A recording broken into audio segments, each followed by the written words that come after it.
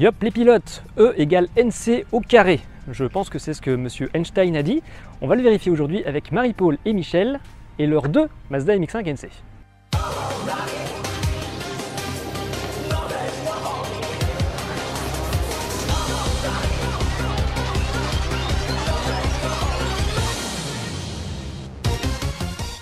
Salut Marie-Paul, salut Michel. Salut. Le petit check habituel, double check. Ouais.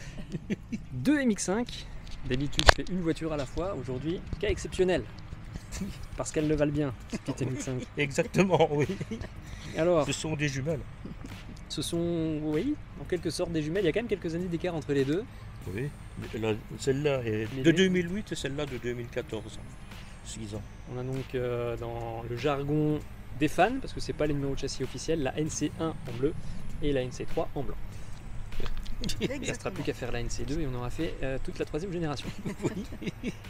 Les NC3 d'ailleurs on n'en voit pas beaucoup, elle a été diffusée sur la fin de carrière du modèle, la ND était déjà annoncée et donc Oui. Et d'ailleurs, la couleur blanche comme ça, elle n'est pas courante pour la NC.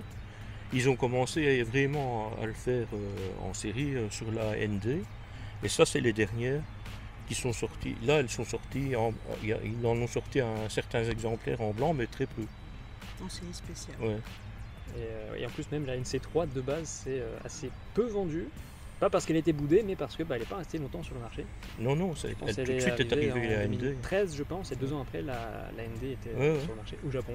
Il a fallu attendre un petit peu plus chez nous, mais pas beaucoup plus, hein, mais quelques mois. On va commencer par la bleue quand même, hein, honneur aux aînés. Oui. Il y a un peu plus longtemps que vous la possédez.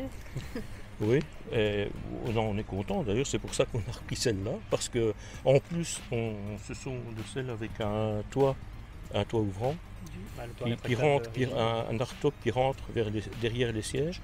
Et donc, comme on habite dans un environnement où il y a des arbres et tout, pour la mousse, c'était mieux que sur une capote, parce que les capotes, c'est vrai que ça se ternit vite avec la mousse des arbres, quoi, de la verdure.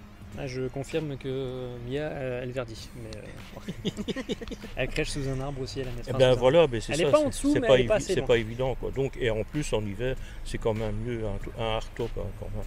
Donc voilà, on a pris ça, mais les deux la motorisation est exactement la même dans les deux voitures.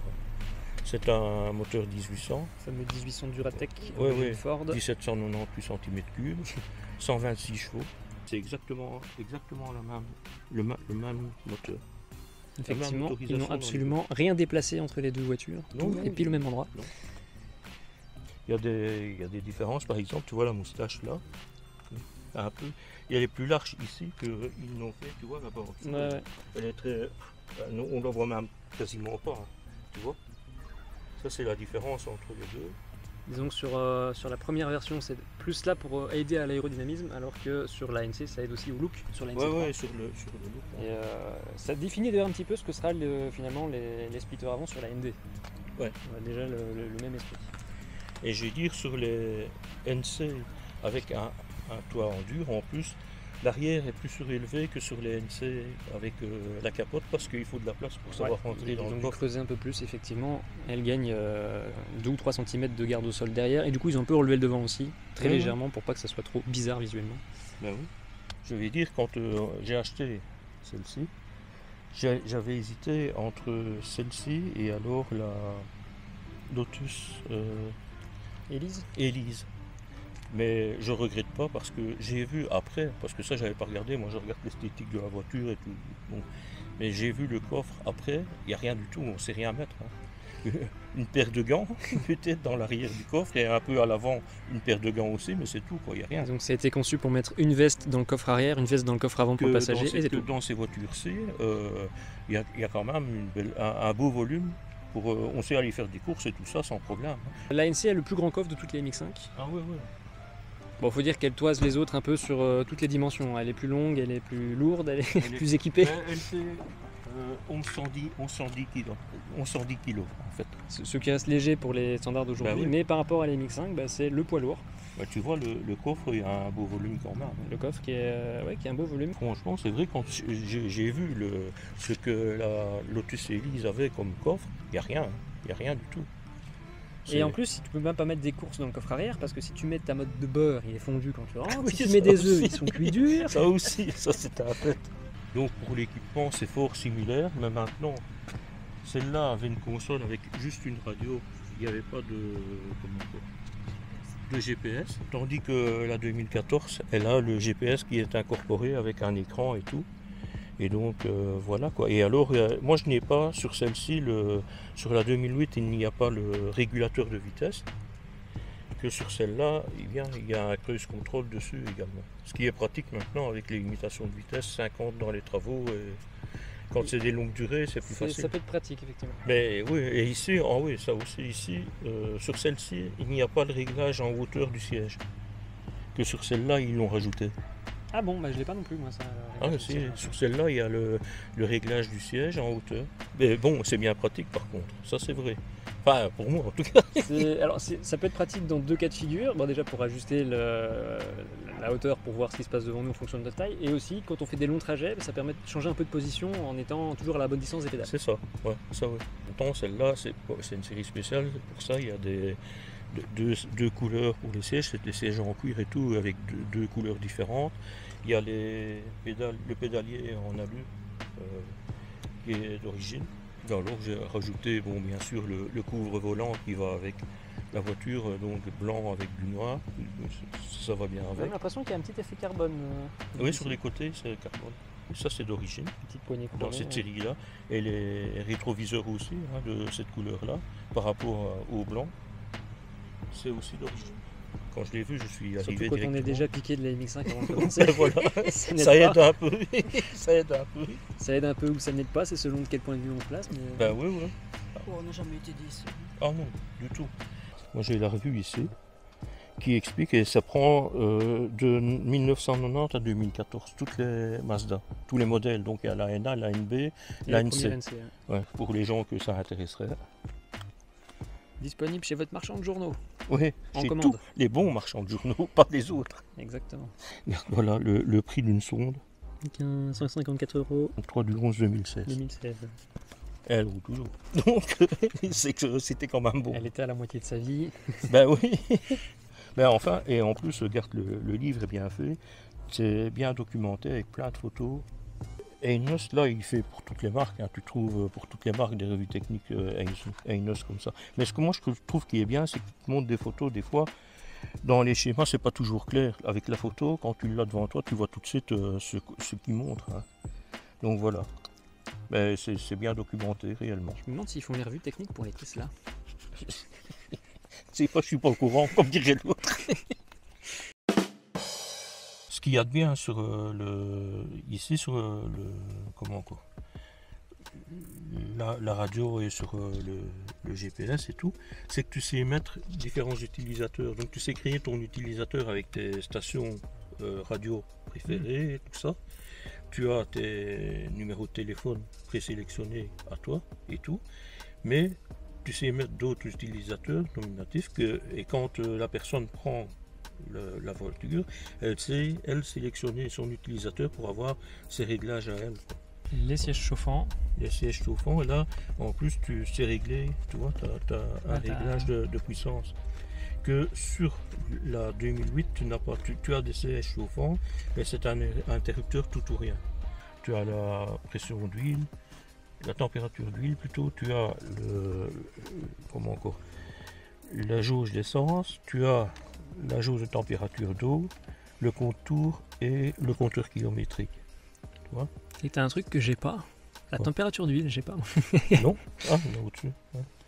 Et en dessous, là-bas, tu vois, tu as le petit écran là qui est. Voilà. Tu vois, ici par exemple, j'ai le nombre de kilomètres qu'elle a, 24 728. Et 9 litres au 100. 9 litres au 100. J'ai consommé ici pour le moment. Et donc voilà. 9 litres au 100, c'est beaucoup. T'as le pied lourd, Michel. Non, ces moteurs-là, c'était encore comme ça. C'est après toi. Oui, et puis elle a très peu de kilomètres. Et voilà, c'est ça. Et la personne qui l'avait ne roulait jamais avec. Enfin, si, il avait promené, mais il roulait pas vite avec parce que je suis en train de la dégommer. Quand je l'ai prise, elle faisait 11 litres au 100. Maintenant, j'apparviens à arriver à 8 litres 9 au 100. Bon, j'ai bon espoir d'arriver. Peut-être moins d'arriver à 7-8 litres. En dessous, ça va être compliqué. 7-8 litres. En dessous, non, en dessous, c'est pas possible avec un 1800 de l'époque. Ouais, le 1800 du Duratec, ça va être compliqué d'être en dessous de 7 litres. Et alors, toi, tu vois, tu n'as pas de vide poche, mais moi, regarde. Ouais, effectivement, la boîte à gants. Ouais, regarde, c'est quand même grand. Hein, tu vois. Suffisamment grand, surtout que tu en as Ah, aussi j'ai une encore petite, le entre les comme sièges. toi. Hein. Voilà. Avec la tirette pour ouvrir la trappe du réservoir d'essence sur le côté. Voilà. Et alors, tu as ici, bien sûr. T'as des rangements partout. Ah oui, non, ça c'est bien. Bien conçu. Et tu as pour mettre encore une canette de chaque côté aussi, comme ici. Hein. C'est d'ailleurs marrant, je trouve, d'avoir autant de porte-canettes dans les MX-5. Ben ouais, je sais pas, les Japonais boivent beaucoup. Enfin, c'est une voiture de place, il y a 4 porte-canettes. Non, mais il y en a un pour boire et l'autre pour vidanger après. C'est pour, si pour être certain de ne pas se déshydrater, mais bon. Voilà. Ouais, c'est vrai que le soleil tape quand on est en MX-5 et qu'il fait beau. Voilà. Et alors, on a donc la boîte 5 vitesses. Le problème, c'est que quand tu es à 90 km/h, tu es à 2500 tours à peu près, au compteur. Et donc, quand tu roules sur autoroute et que tu montes plus haut, tu dois monter dans les tours parce qu'il n'y a pas de sixième. Il manque une sixième en fait, qu'ils l'ont ajouté d'ailleurs sur la ND après. Effectivement. Et c'est aussi ça qui fait que moins de 7 litres au 100 avec le Duratec, c'est compliqué. Mais voilà, parce que là, tu es obligé de monter plus haut si tu veux rouler plus vite. Hein. Tu ne sais plus faire autrement. Tu dois monter en régime, quoi. Donc tu consommes plus. Sinon, au point de vue maniabilité, cette voiture, elle est fantastique pour rouler dans les petites routes sinueuses et tout ça. C'est fantastique. Hein, ça, Jinba Itai. Et c'est vrai que c'est un plaisir de conduire ces voitures-là parce que ça se conduit un peu comme un kart. Entre l'excellent châssis et la légèreté, oui. pas besoin de beaucoup de chevaux. Et c'est une propulsion, donc on peut se faire plaisir. En plus, je ne vais pas détailler parce que... Du coup, Marie-Paul, Oui. qu'on n'a pas encore beaucoup entendu aujourd'hui, la voiture vous appartient à tous les deux. Sur les matinales, c'est toujours Michel qui conduit, ou presque toujours Michel qui conduit en tout cas. C'est toujours Michel. La dernière fois, tu conduisais celle-ci, il conduisait l'autre. Sur le trajet Sur les trajets aller-retour, oui. Au quotidien, comment ça se passe? Au quotidien, on les conduit de façon, tous les deux de façon régulière. Comme à la maison, les voitures sont mises en enfilade, suivant ce que l'un et l'autre doivent faire. C'est le premier qui doit partir, qui prend celle qui est derrière, et donc voilà. Il n'y a pas de différence, on prend bien ou l'une ou l'autre, sans problème. Tu as peut-être fait, alors peut-être pas autant de kilomètres que Michel avec, vu que sur les matinales on fait quand même pas mal de bornes, mais Oui. tu as quand même un beau pourcentage du kilométrage. Oui, parce que d'autant plus que quand moi je travaillais, j'avais 30 km aller-retour, alors que lui, s'il l'apprend, qu'il allait travailler, il n'en avait que 3, donc j'ai quand même bien roulé avec. Il y a quand même un truc où on sait qu'on est dans une MX-5, c'est le maniement de la boîte de vitesse, ferme et précis, pas de touillage de spaghetti, les vitesses rentrent parfaitement, après 130 000 km, et sans changer la boîte. Il y en a qui disent Deutsche Qualitat, ça va peut-être remplacer le Deutsche par autre chose. Hein. Donc, je dois dire que cette voiture nous a jamais causé aucun problème. Pourtant, c'est vrai qu'on roule quand même à deux. Et on dit toujours, forcément, on n'a pas vraiment la même conduite, donc c'est vraiment une voiture fiable. Ça reste japonais. Ouais. C'est vrai qu'on aurait pu, quand ils ont annoncé les moteurs, se dire est-ce que la fiabilité va être là, vu que ce ne sont pas des moteurs japonais. Mais finalement, Mazda a quand même réussi à faire quelque chose de très bon. Après, je me dis, je ne sais pas si sous les capots de Ford, si ces moteurs-là posaient des problèmes à l'époque. Hein. Les moteurs dont on entendait plus parler pour avoir des petits soucis à l'époque, c'était les moteurs diesel chez Ford. Il n'y a pas de diesel sur la MX-5. Dieu merci. Oui. Il n'y a pas besoin d'avoir un diesel pour utiliser un véhicule au quotidien. Non. Surtout que, est-ce qu'il y a vraiment un intérêt à avoir un diesel pour baisser la consommation, quelque chose comme ça? Parce que pour baisser la consommation, rajouter 200 kg de fonte, je suis pas sûr. Quoi. Disons qu'il fait une époque où c'était avantageux, mais à l'heure actuelle, je ne crois pas que ce soit. Et puis c'est surtout qu'il y a aussi le plaisir d'entendre la mécanique avec les voitures décapotables. sous casse-vitesse, c'est que je sais que je passe droit avec la mienne. Et vu que la NC est un peu plus haute en version RC, je sais qu'on peut rester droit sans toucher. On est parfois surpris sur les tournages. On se souviendra de la marque de Blitz, qui a été chargée comme un bœuf aussi, qui a touché. Alors, je sais pas si tu as l'information ou pas, la direction assistée est hydraulique. Ça, je crois qu'il vaudrait peut-être mieux que tu demandes à Michel. Je demanderai à Michel. Honnêtement, moi, tout ce qui est partie mécanique. La direction assistée me paraît plus ferme que sur la mienne, mais généralement c'est un signe que c'est une direction hydraulique. Il faut pousser l'huile quoi. Donc,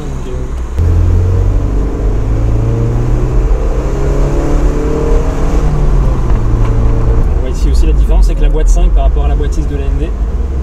Ils ont fait une boîte un peu plus longue pour compenser le fait qu'il y a 5 vitesses. Les relances sont un peu moins franches. Je pense pas qu'il faut mettre ça aux 3 chevaux qui manquent entre la NC et la ND. Ouais. Bon, il y a l'équipement aussi, c'est vrai que la NC en termes d'équipement, les seules concurrentes qui restaient à l'époque c'était des Mercedes et des BMW, donc Mazda s'est dit il faut qu'on mette le paquet là, on a que des voitures, il n'y a rien dedans, faut suivre les Allemands. Alors je pense que la NC a probablement attiré une nouvelle clientèle vers le modèle. Une clientèle qui aurait peut-être été plus apte à acheter une BMW à la base et qui s'est laissé séduire par la petite boule sympathique de la Mazda. Elle fait bien passer.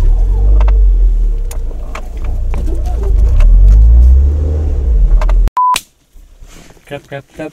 Bonjour, bienvenue sur la chaîne d'Amixem pour la 3e fois. Ça va aller. C'est le jour des caméras aujourd'hui.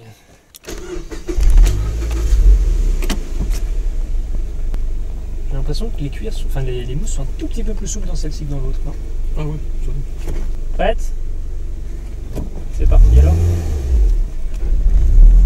J'ai dit tout. Le couvre volant, c'est pas trop difficile à placer. Oh non, ça, tu te mets au-dessus, au-dessus, et puis tu descends. Ok, parce qu'il est bien serrant. Oui, tiens bien. Enfin, en même temps, heureusement qu'il tient bien, très bien, mais... Oui, parce que sinon c'est dangereux. On se posait la question tout à l'heure. La direction assistée est hydraulique sur les NC. Ouais. Ça se ressent. C'est électrique sur la mienne. Mais je sens le feeling est différent. La direction paraît beaucoup plus légère avec une électrique.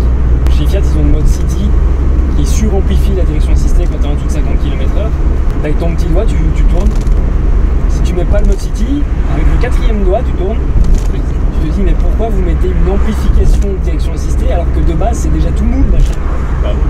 Attention, c'est mou, mais tu as quand même suffisamment de retour d'information pour savoir si tu perds l'avant, par exemple, les choses comme ça. Mais ici, je trouve qu'elle est bien, franchement. Enfin, moi, j'aime bien. À la conduite, la sensation.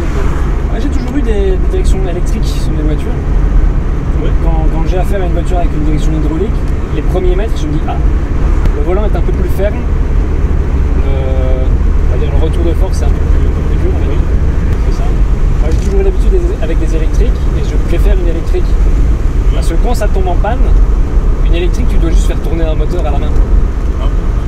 Une hydraulique, pour pousser 14 litres d'huile, plus le moteur de la pompe qui est toujours probablement accroché à quelque chose physiquement au niveau de ton volant.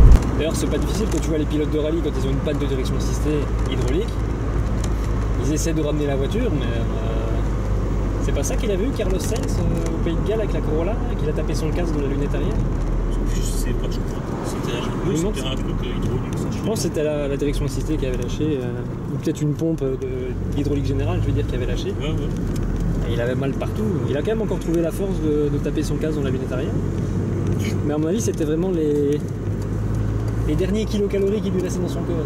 Toujours se régale cette boîte de vitesse quand même. Bon, après, il faut dire qu'il facilite un petit peu le Schmilblick aussi. Il n'y a pas de commande de boîte, quoi. Le levier il est directement planté dans la boîte de vitesse.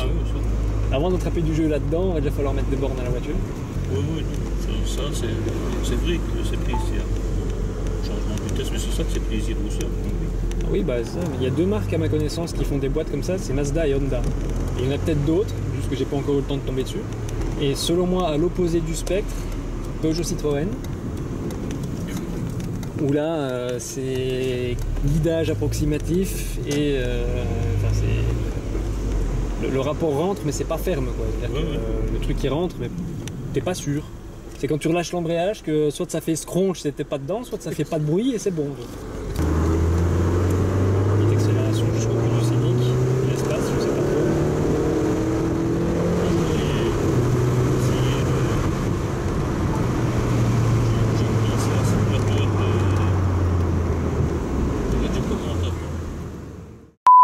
coup, fin du double essai routier.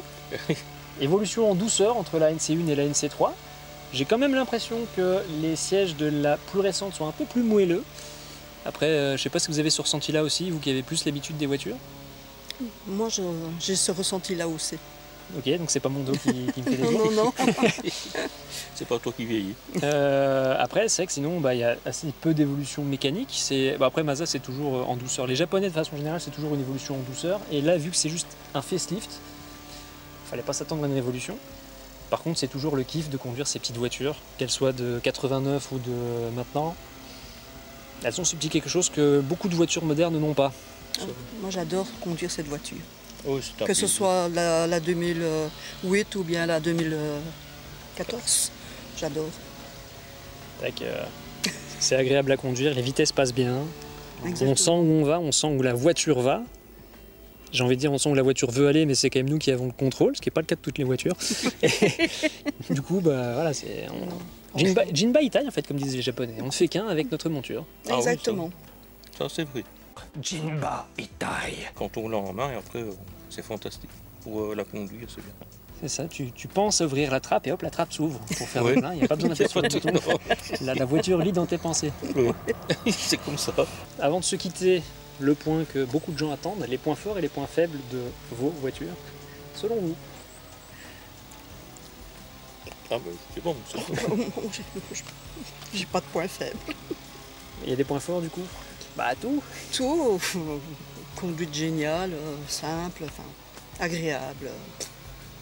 Que du bonheur. Moi, les points forts, c'est la maniabilité, la lune, super. C'est vraiment dans la tradition des cabriolets, même anglais, les anciens cabriolets, vraiment fantastique. Ah, c'est sûr que même quand elle est décapotée, toit dur ou toit souple, en termes de ligne, Ah c'est oui, top. oui, super. Et alors, comment encore, au point de vue des faiblesses, moi je dirais la boîte de vitesse qui manque une sixième. Ça c'est vraiment parce que je trouve que là, quand on arrive, parce qu'on démarre, très vite on change de vitesse, on arrive à la cinquième. Là, on monte jusqu'à 90 km/h, on est à 2500 tours. Et puis après, pour passer plus loin, là on doit monter dans les tours. Et donc on consomme plus. Il y aurait eu une sixième, je suis certain qu'on consommait beaucoup moins.